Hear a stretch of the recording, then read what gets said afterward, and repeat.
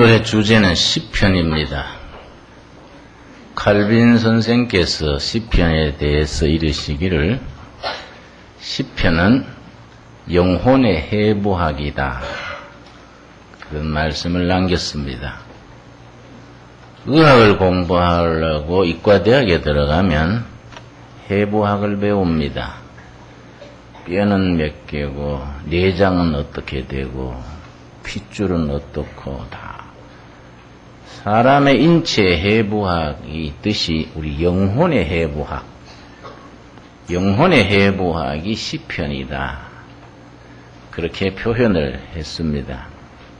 시편을 이스라엘의 맥박이라고 표현합니다. 이스라엘의 맥박. 이스라엘의 시인들이 자기의 암울한 역사의 맥박을 글로써 표현한 것이 시편이라는 거이지요. 시편은 150편으로 되어 있습니다. 그런데 우리 예수님께서 시편을 아예 통달해 버렸습니다. 막 전체를 암송하신 것 같아요. 왜냐? 예수님이 십자가에 죽으실 때에 십자가에서 7마디 말씀을 남겼습니다. 그걸 십자가 상의 7언 그래요. 말씀은 자. 십자가 상의 7언 중에 그 목숨이 지금 고통 속에서 꺼져 가시는데 그때 시편이 줄줄 나오는 겁니다. 예를 들어서 22편이 대표지요. 22편 1절을 보겠습니다. 22편 1절. 그 최악의 고통에서 시편 말씀을 무의식 중에 암송하시는 겁니다. 시편 1편 1절 말씀. 내 하나님이여 내 하나님이여 어찌 나를 버리셨나이까. 기억나시지요? 구약 성경에서는 엘리 엘리 라마 사박다니. 엘리란 말이 엘은 하나님입니다. 엘리 나의 하나님이여 나의 하나님이여 어찌 나를 버리셨나이까. 이렇게 시작. 시편 22편이 줄줄 나오시는 겁니다. 마지막 절 31절 보겠습니다. 시편 22편의 31절 말씀. 와서 그 공의를 장차 날 백성에게 전하며 미래에 다가오는 미래의 백성들에게 예언하셨다, 이 말이지요. 주께서 이를 행하셨다 할 것이로다. 요 말이 히브리어 성경에서는 다 이루었다, 이 말입니다. 다 이루었다. 시편이 줄줄 나오시는 겁니다. 최후의 순간에. 예수님은 아예 삶 속에 시편이 녹아있는 거이지요. 그래서 오늘 본문 말씀 누가복음 24장 44절에 우리 한번 찾아볼까요? 누가복음 24장 44절에 예수님께서 내가 와서 이루는 구원 사역이 뭐이냐? 시편에 예언된 것을 완성하려는 것이다. 이렇게 표현을 하시는 겁니다. 44절. 또 이르시되 내가 너희와 함께 있을 때에 너희에게 말한 바 3년간 예수님이 제자들과 공동체를 이루어 사시면서 나누신 말씀 곧 모세의 율법 선지자의 글, 그다음 뭡니까? 시편의 날을 가리켜 기록된 모든 것이 이루어져야 하리라. 시편에 예언된 것이 내 삶을 통해서 성취되는 것이다. 이렇게 말씀하신 겁니다. 그러면은, 근데 이제 우리가 신앙생활 처음 할 때는 이런 말씀 읽으면 의문이 가지요. 시편에 예수님 말이 없던데, 응? 시편에 예수님이란 글자도 안 나오는데 무슨 말일까? 그렇게 의문을 가질 수가 있습니다. 여러분, 시편에서 예를 들어서 시편에서 우리가 예수님의 고난, 예수님의 부활, 제사장으로 오신 예수님, 왕으로 오신 예수님, 선지자로 오신 예수님 골고루 예언하고 있는데, 예를 들어서 시편 16편 10절이 부활하실 예수님을 예언해주는 본문으로 우리가 꼽습니다. 시편 16편 10절 말씀이 예수님의 부활을 간접적으로 이렇게 미리 예언을 해 주시는 겁니다. 시편 16편 10절 말씀 제가 읽습니다. 자, 우리 한번 같이 읽겠습니다. 이는 내 영혼을 음부에 버리지 아니하시며 주의 거룩한 자로 썩지 않게 하실 것이니이다. 이스라엘 사람들이 음부라는 건 지옥입니다. 죽은 뒤에 가는 지옥.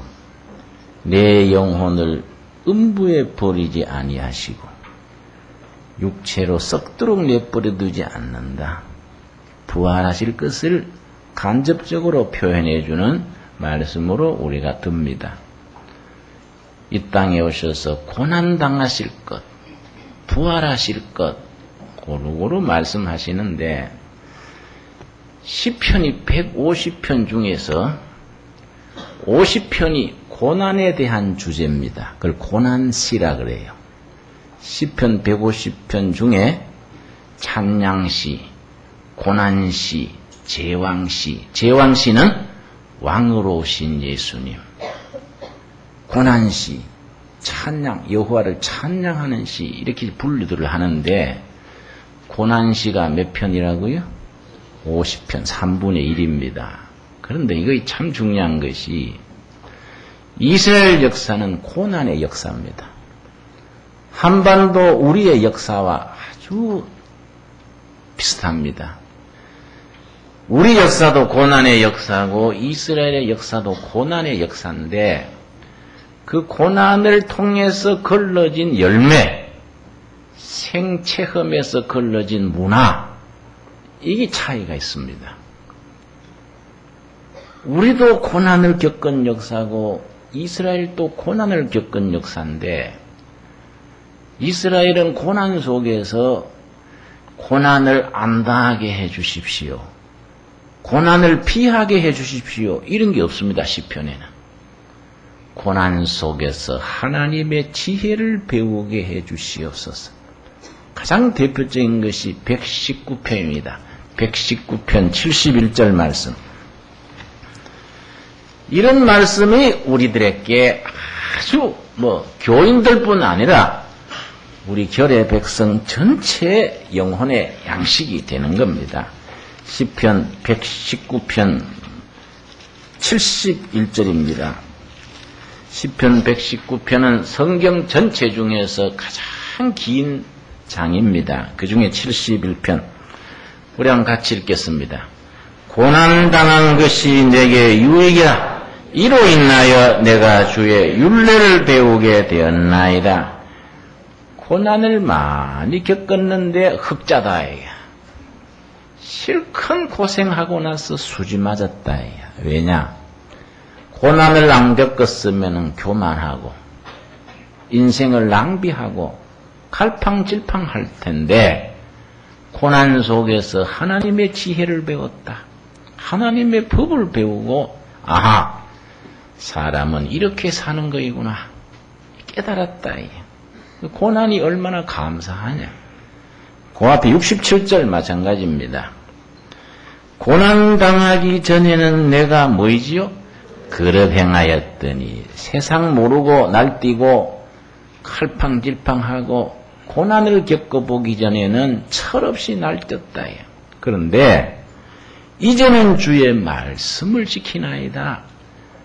고생 시큰하고 나서 아하, 하나님 붙들고 살아야 되는 게구나. 하나님의 말씀을 양식으로 삼아야 되는 게구나. 이걸 깨달았다. 우리도 이 시편의 영감, 성경 말씀의 지혜를 가지고 고난의 역사 속에서 영적인 그런 열매를 거두어야 되는 거이지요. 그게 말씀의 신앙이라는 것이 개인의 영혼에 구원받는 것 첫째, 그 백성 전체의 영적, 문화적 수준이 올라가는 겁니다. 이런 걸 성서한국 운동이라고 하는 거이지요. 시편 119편의 92절 마찬가지입니다. 92절 말씀. 주의 법이 나의 즐거움이 되지 아니하였다면, 고단 같이 읽겠습니다. 내가 그 고난 중에 멸망하였으리이다. 엄청난 시련과 고난을 겪었는데 어떻게 겪었냐? 하나님의 말씀 붙들고 이겼다. 107절. 나의 고난이 뭡니까? 막심하오니. 이 말은 감당할 수 없을 만큼 고생이 내 인생에 밀어닥친다 이 말. 여호와여 주의 말씀대로 나를 뭡니까? 소생케 하옵소서. 땅이 가물어가지고 논바닥이 터지고 곡식이 말라 들어가는데 소나기가 쫙 오면요 막 죽어가던 곡식이 확 활기를 피우고 메뚜기 막 날고 막 굉장합니다. 바로 그거예요. 고난 속에 지쳐가지고 차라리 죽는 게 좋겠다 기진맥진할 때에 말씀 우리 영혼을 소생시킵니다. 야, 이 말씀 붙들고 살자. 이런 은혜를 우리가 누리고 살자. 하나님의 말씀이 우리 영혼을 활력소가 되는 거이죠. 이 영의 세계 아니겠습니까? 그런데 시편 150편 중에 고난시가 몇 편이라고요? 50편이 똑같은 공식이 있습니다. 반드시 마지막 끝에는 여호와를 찬양하리로다. 여호와께 감사할지어다. 감사와 찬양이 반드시 들어가는 겁니다. 그 고난의 끝에. 이게 없으면 성경에 들어갈 내용이 아닌 거이지요. 119편 171절 보겠습니다. 171절 말씀. 주께서 율례를 내게 가르치심으로 내 입술이 뭡니까? 찬송을 바랄지이다. 또 대표적인 것이 시편 44편인데요. 시편 44편은 언제 쓰여졌냐면은 그 작품이 쓰여진 그 시대적 배경이 중요한 겁니다. 나라는 망하고 바벨론에 굴비처럼 엮여가지고 포로로 끌려갔단 말이에요. 망한 나라에 포로로 끌려왔을 때에 종살이란 말이에요. 현재도 미래도 희망이 사라진 겁니다. 그럴 때 아이고 내 팔자야 원망하고 이래 할 텐데 아니에요. 이게 시편의 정신입니다. 최악의 상태에서 최선을 꿈꾸고 가장 불행한 자리에서 행복해질 수 있는 게 뭐냐? 이게 영적인 세계가 아니고는 불가능한 겁니다. 44편 8절 말씀 배경을 기억하시고 그래야 됩니다. 종살이에 떨어져 가지고 현재도 미래도 망가져 버렸을 때 뭐라 하느냐? 8절 우리가 종일 하나님으로 자랑하였나이다. 우리가 하나님의 이름을 영영히 뭐리로다? 감사하리로다. 다 망하고 거들나 보니까 아하 하나님의 은혜로 살았어야 되는데 이걸 깨닫게 되니 감사합니다. 하나님께 감사하고 찬송한다. 그러고 자기들을 죽이고 거들내고 포로로 끌어온 바벨론 원수잖아요. 원수들에서 뭐라냐면 막 원망하고 너희도 언제 망하는가 보자 이게 아니에요. 3절입니다. 44편 3절 저희가 자기 칼로 땅을 얻어 차지함이 아니요. 자기들이 무기가 좋아가지고 우리 이긴 게 아니다 이 말입니다. 저희 팔이 저희를 구원함도 아니라 자기들이 힘이 있어가지고 바벨론이 우리를 승리해서 포로로 끌어온 게 아니다. 뭐이냐? 누구 팔이지요? 여호와 주의 오른팔과 오른손과 팔과 얼굴의 빛으로 하셨으니 주께서 저희를 기뻐하신 영광하이디이다. 하나님이 그들이 그렇게 할 수 있도록 허락해 주신 거이지 저가 우리보다 잘나고 힘있어 된 게 아니다. 하나님은 왜 그걸 허락했느냐? 우리가 정신 못 차리고 살았다. 우상 숭배하고 하나님을 등지고 가난한 자를 안 돌보고 그래 하니 하나님이 우리를 깨우치려고 저 사람들을 잠시 사용하신 것이지 우리가 아니다. 시편이 참 위대한 것이요. 이스라엘의 시인들의 그 이스라엘의 맥박이라는 이 시편이 위대한 것이 바벨론에 종살이 하다가 어느 날 해방됩니다. 어느 날 자고 나니까 해방됩니다. 그 유명한 사이러스 대제가 전 이 땅에 있는 이스라엘은 본국으로 가서 성전을 짓기를 허락하노라 선포한 거죠. 사이러스 대제가 The Great King Cyrus 그럽니다. 성경에서는 고레스예요. 고레스. 이사야서 45장 1절에 나옵니다. 이사야서 45장 1절. 대단히 역사적으로 유명한 본문이지요. 역사책하고 성경하고 같이 비추어 봐야 이 재미가 있고 그런 겁니다. 이런 거 없이 그냥 졸면서 읽으면은요, 그냥 하품만 나지요. 그래서 성경을 수면제라 그러지요. 멀쩡하던 사람이 성경만 펴면 잠이 와버린다고요. 자, 이사야서 45장 1절 말씀. 나 여호와는 나의 뭡니까? 기름 부었다는 것은 사명을 줬다 이 말입니다. 그런데 고레스 왕은 크리스찬이 아니에요. 그런데 하나님이 기름 부어 사명을 줘서 시켰다 이 말이에요. 기름 받은 누구지요? 고레스의 오른손을 잡고 열국으로 그 앞에 항복하게 하며 열왕의 허리를 풀며 그러고 나서 2절 말씀 우리 같이 읽겠습니다.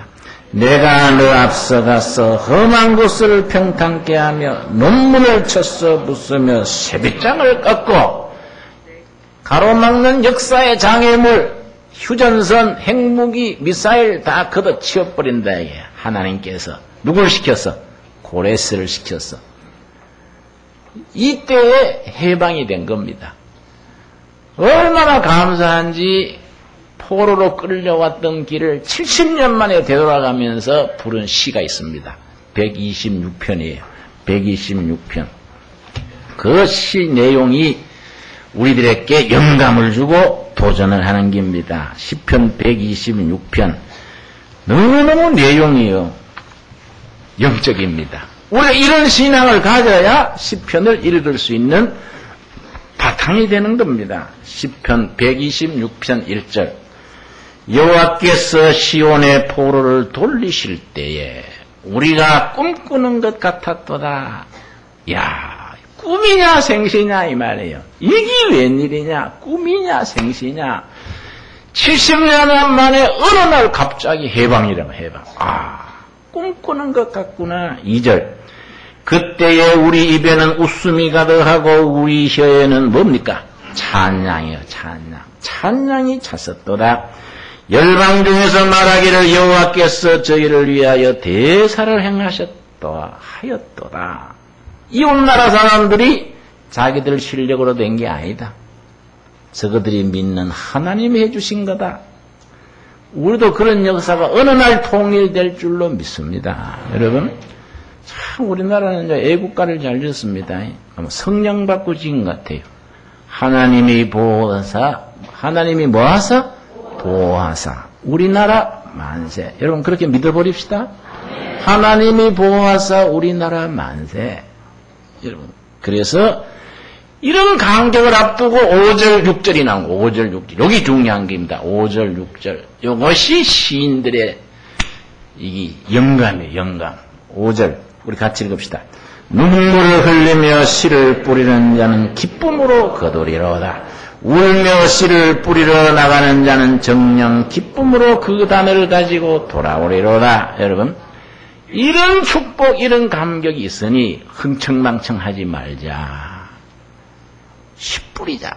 울면서 고난 중에 땀과 눈물과 우리는 헌신으로 씨를 뿌리자. 눈물로 씨를 뿌려서 우리 아들 때, 손자 때 가서 기쁨의 역사의 단을 거두게 하자. 이게 시인들의 영감이야. 이게 영적인 자세요. 자, 좋은 세월 왔으니까 묵고 놀자. 이 아니다 이 말이에요. 야, 하나님을 찬양하고 울면서 씨 뿌리자. 지금부터 개척하자. 지금부터 새로 시작하자. 땀 흘려 일하고 씨 뿌리고 눈물로 고난을 우리가 감수하자. 그래야 우리의 역사가 기쁨으로 탄을 거두는 번영의 역사가 올 것이 아니냐. 이 시인의 결론이요. 우리가 이런 신앙을 함께 지닐 수 있기를 바랍니다. 기도.